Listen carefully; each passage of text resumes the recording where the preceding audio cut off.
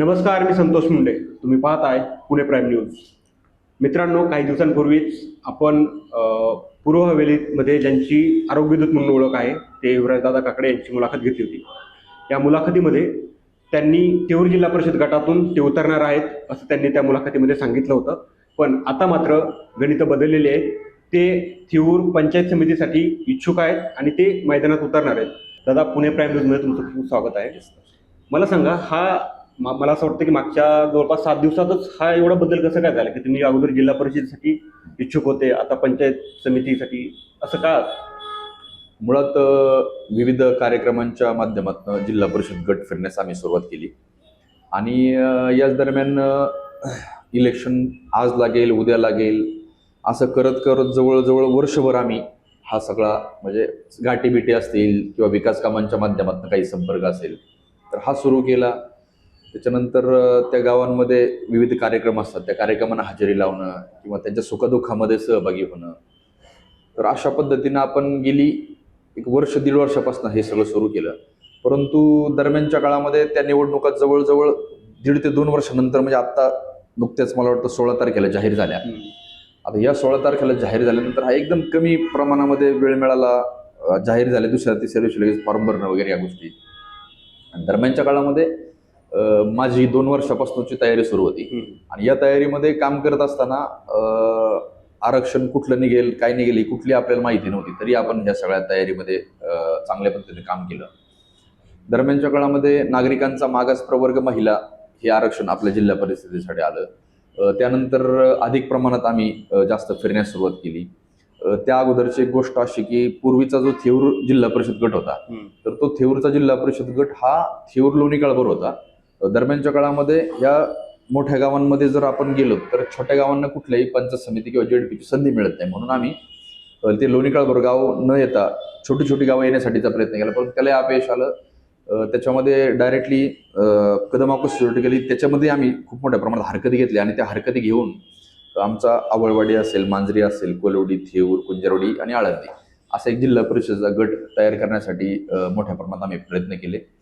आणि त्यानंतर आरक्षण पडली, महिलांचं आरक्षण आलं, त्यात आम्ही फिरायला सुरुवात केली.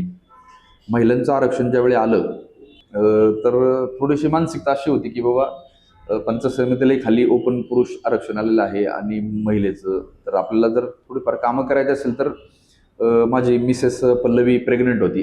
जवळ त्यावेळी मला वाटतं असेल एक 4-5 महिन्यांची प्रेग्नंट असते. तर त्याच्यावरही आम्ही काळजावर दगड ठेवून निर्णय घेतला की बाबा आपण त्याला सामोरं जाऊ. परंतु त्याला सामोरं जात असताना प्रचार प्रसार सुरू केला. मागच्या 2-3 महिने आम्ही फिरलो, सगळे गावोगावी गेलो, गावोगावी दौरे केले आणि या दरम्यानच्या काळामध्ये खूप कमी काळामध्ये हा जिल्हा परिषद गटाची बांधणी करायची होती आणि ही जिल्हा परिषद गटाची बांधणी करत असताना आपल्याला सर्वसामान्य तळागाळातील नागरिकांना सोबत घेऊन हे सगळ्या गोष्टी करायच्या होत्या. आणि हे करत करत असताना खाली जे पंचायत समितीचे 2 उमेदवारी लागतात तर त्याही सक्षम उमेदवार आपल्याला असणं अपेक्षित आहे. तर ह्या उमेदवार मिळण्यामध्ये मला खूप त्रास झाला, खूप अडचणी आल्या आणि याच्यामधनं सामोरे जातही शेवटी आम्ही म्हटलं आता ह्यात पडलो तर आपण ही खिंड लढायचीच. परंतु खूप आता सगळ्याच गोष्टी या स्टेजवर सांगणं मला उचित वाटत नाही आणि या सगळ्या अडचणींचा सामना करत करत आम्ही ह्या सगळ्या गोष्टी आम्ही सामोरं गेलो. योगायोगाने ज्या दिवशी आम्हाला फॉर्म भरायचा होता त्याच्या 2 दिवस अगोदर उमेदवारांचे बाकीचे सगळे पेपर क्लिअर करणं किंवा ह्या गोष्टी याच्यातही खूप म्हणजे तांत्रिक अडचणी निर्माण झाल्या आणि यामधून फॉर्म भरायला जायच्या दिवसापर्यंतच्या गोष्टी जिल्हा परिषदेला जाण्याच्याच होत्या. परंतु काही कुटुंबातील आमच्याही काही सदस्यांनी या सगळ्या गोष्टी पाहिल्या की बाबा खरोखर पंचायत समितीचे उमेदवार मिळण्यासाठी खूप मोठ्या अडचणी निर्माण होत आहेत आणि आता ह्या परिस्थितीमध्ये आपण सगळ्या गोष्टी सगळ्या लोकांशी नाही बोलू शकत. जे काही अडचणी जे काही दुःख होतं हे मला माहिती होतं की आपण बाबा ह्याच्यातनं काय फेस करतोय, कसं चाललोय, हे सगळं माझ्या जवळच्या सहकार्यांनी आणि कुटुंबाने पाहिलं की बाबा खरोखर याच्यामध्ये प्रचंड मोठ्या प्रमाणात अडचणी निर्माण होत आहेत. दरम्यानच्या काळामध्ये आमच्या कुटुंबातील काही लोकांनी मला फॉर्म भरायच्या आदल्या दिवशी आणि जवळच्या काही सहकार्यांनी थोडीशी विनंती केली की थोडंसं आपण एवढं जर सगळं होत असेल तर एकटा सिंगल जिल्हा परिषदेला आपण लढून आपल्याला कितपत आता ह्या सगळ्या निवडणुका आर्थिक समीकरणावर येऊन थांबलेल्या आहेत. तर ह्या आर्थिक समीकरणावर आलेल्या निवडणुकांमध्ये इतक्या कोट्यवधीचा खर्च करून जर समजा आपल्याला खाली उमेदवार नसतील सक्षम तर मग आपण कशा पद्धतीने पुढे जायचं किंवा काय करायचं हे सगळ्या गोंधळलेल्या परिस्थितीमध्ये ते 2-3-4 दिवस माझे गेले. आणि दरम्यानच्या काळामध्ये काही वरिष्ठ नेते मंडळींकडनं माझ्या कुटुंबाला, माझ्या जवळच्या सहकाऱ्यांना संपर्क केला गेला की बाबा जर तुमचा पॅनल पूर्ण होत असेल तर तुम्ही या सगळ्या गोष्टींना सामोरे जा. जर समजा हे होत नसेल तर विनाकारण पैशाची खराबी किंवा वेळ ह्या गोष्टी करत असण्यापेक्षा थोडंसं जरा तुम्ही निर्णय जर विचारपूर्वक केला तर योग्य राहील.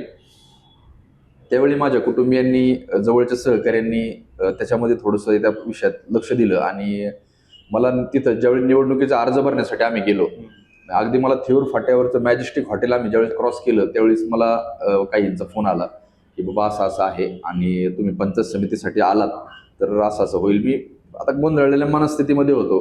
तर ठीक आहे बघू म्हणलं, आपण तिथं आल्यानंतर काय असेल तर आपण बघूयात. ज्यावेळी तिथं गेलो तर तिथे गेल्यानंतर मला वाटतं एक 12-12:30च्या दरम्यान आम्ही त्या ठिकाणी पोहोचलो. 1 वाजले होते मला वाटतं आणि 2 वाजेपर्यंतची मुदत होती. तर तिथं गेल्यानंतर माझ्या हातात डायरेक्टली समोर मला AB फॉर्म दिला गेला की बाबा हे असं असं आपल्याला करायचंय.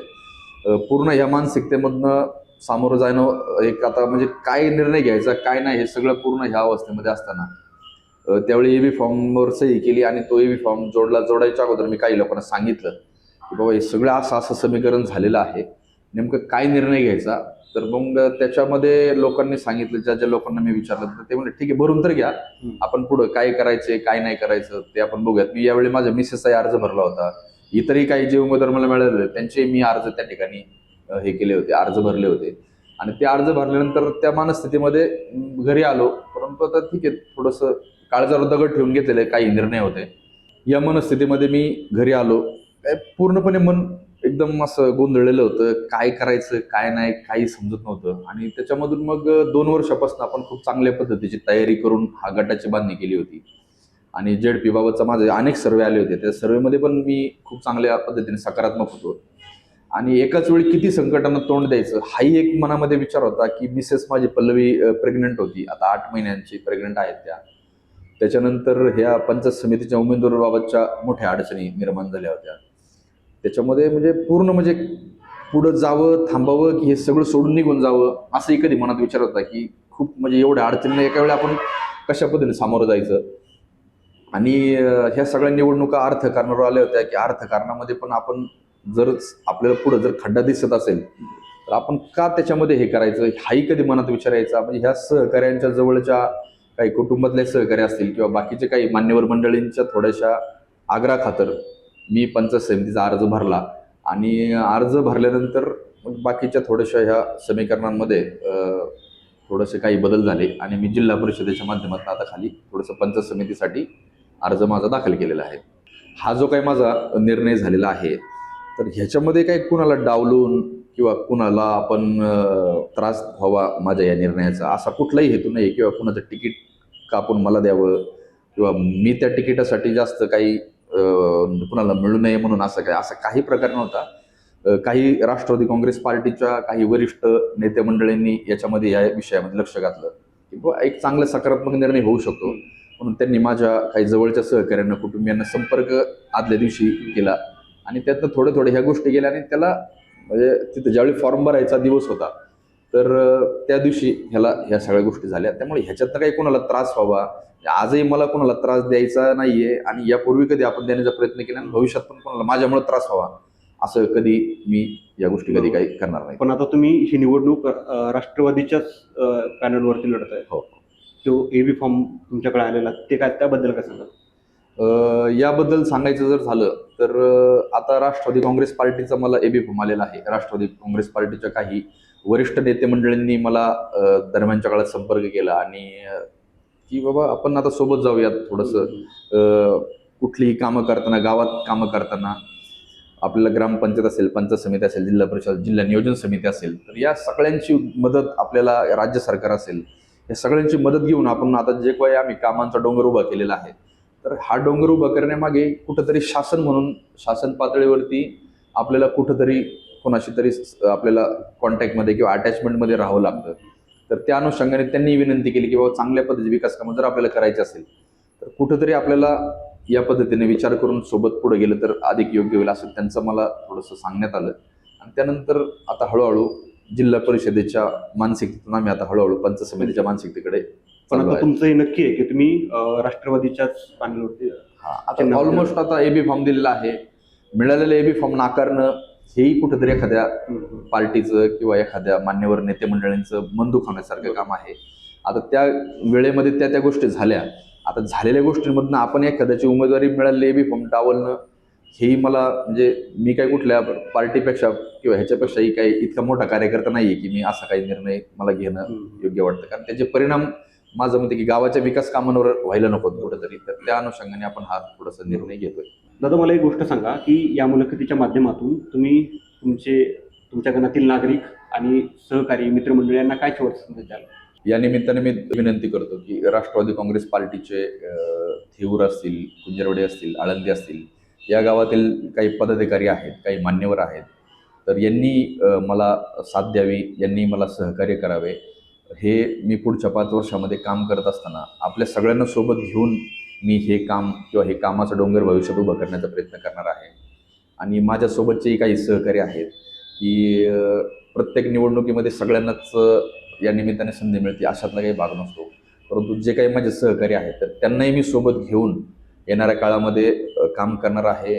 कुठली थोडीफार नाराजीचा विषय आहे तर ती थोडीशी आता आपण बाजूला ठेवून एकत्रित हातात हात घालून काम केलं पाहिजे.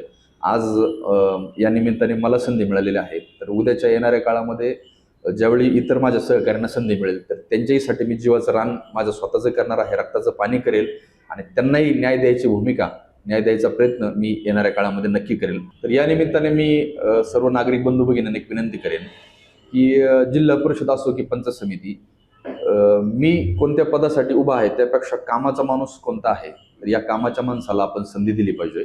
कारण आता हल्लीच्या युगामध्ये काम करणाऱ्या माणसांचं प्रमाण खूप कमी झालेलं आहे. तर काम करणाऱ्या माणसाला आपण सगळ्यांनी संधी द्यावी अशी एक विनंती या निमित्ताने करतो.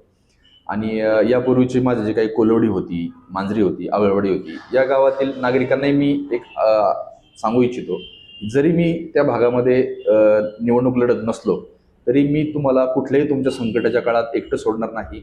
आपण सगळेजण मिळून मला खूप चांगल्या पद्धतीची साथ दिली, चांगल्या पद्धतीची मदत केली आणि ग्रामपंचायत सदस्य असतानाही मी तुमच्या भागामध्ये खूप चांगल्या पद्धतीची कामं करू शकलो. तरी मी येणाऱ्या काळातही पंचायत समितीच्या माध्यमातून या सगळ्या आपल्या नागरिकांना मी 100% न्याय देण्याचा प्रयत्न करणार आहे. जरी मी थेऊर, कुंजरवडे, आळंदी भागाचं प्रतिनिधित्व भविष्यात केलं तरी मी तुमच्याही भागाला कुठेही मोकळं सोडणार नाही.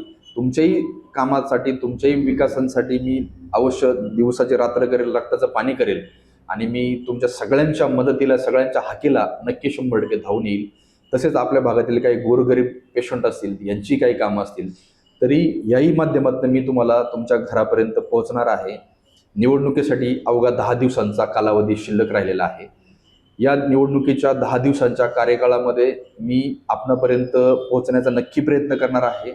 आणि हा प्रयत्न करत असताना जरी यदा कदाचित मी तुमच्या घरी किंवा तुमच्या संपर्कात येऊ शकलो नाही किंवा तुमच्यापर्यंत पोहोचू शकले नाही तरी तुम्ही सगळ्यांनी एक कामाचा माणूस म्हणून मला अवश्य संधी द्यावी आणि मला माझ्यावरती प्रेम या निमित्तानं तुम्ही करावं आणि मला भरघोस मतांनी तुम्ही निवडून द्याल अशी एक अपेक्षा व्यक्त करतो. आणि तुम्ही केलेल्या मदतीचं किंवा तुम्ही केलेल्या मला मतदानरूपी आशीर्वादाचं मी ऋण अगदी चांगल्या पद्धतीने 5 वर्षात फेडेल. एक आदर्श पंचायत समितीचा गट हा जिल्ह्यात, तालुक्यात निर्माण करण्याचा प्रयत्न करेल आणि या माध्यमातून सर्वसामान्य गोरगरीब कार्यकर्त्यांना न्याय द्यायचं काम या माध्यमातून मी नक्की करेल. तर मित्रांनो, हे होते युवराजदादा काकडे, ज्यांची पूर्व हवेली तालुक्यात आरोग्यदूत म्हणून ओळख आहे. त्यांनी आपल्या इंटरव्ह्यूमध्ये त्यांनी थोडक्यात सांगितलं की जिल्हा परिषद निवडणूक लढण्यास ते अगोदर इच्छुक होते, त्यानंतर पंचायत समिती ते आता लढतायत. पण हे का, याची त्यांनी कारण मीमांसा आपल्या या मुलाखतीत केलेली आहे.